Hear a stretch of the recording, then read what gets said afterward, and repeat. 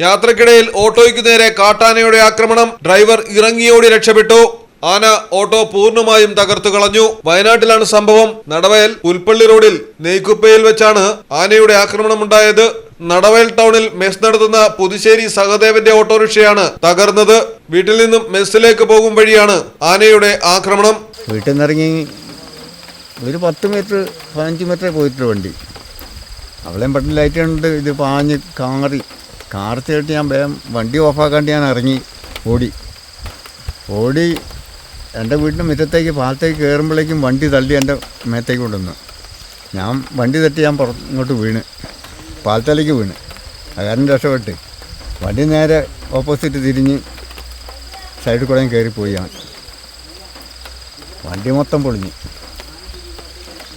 എന്തായാലും തടി രക്ഷപ്പെട്ടല്ലോ. അതുമതി. ഒരു ചില്ലറ പരിക്കുണ്ട് മുട്ടിനും കാലിൻ്റെ ഭാഗത്തിനൊക്കെ. അപ്പോൾ അവർ പോസ്റ്റുകാരൊക്കെ വരാമെന്ന് പറഞ്ഞ് വന്നിട്ട് വേണമെന്ന് പോയിട്ട് ഹോസ്പിറ്റലിൽ പോകണം. വനാതിർത്തികളിലെ നാട്ടുകാരും അവരുടെ വളർത്തു മൃഗങ്ങളുമൊക്കെ വന്യജീവികളുടെ ആക്രമണത്തിന് നിരന്തരമായി വിധേയമാകുന്ന സംഭവം വയനാട്ടിൽ വർദ്ധിച്ചു വരികയാണ്. Reporter Mahroob Panamaram, Malayalam television, Wayanad.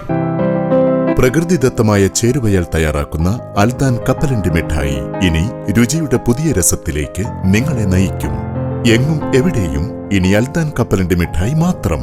നാവിലൂറും രസം, മനസ്സു നിറയും സ്വാദ്. ഇനി ഇതൊന്നു മാത്രം. അൽദാൻ കപ്പലണ്ടി മിഠായി, മധുരത്തിന്റെ പുതിയ പര്യായം. അൽദാൻ കപ്പലണ്ടി മിഠായി.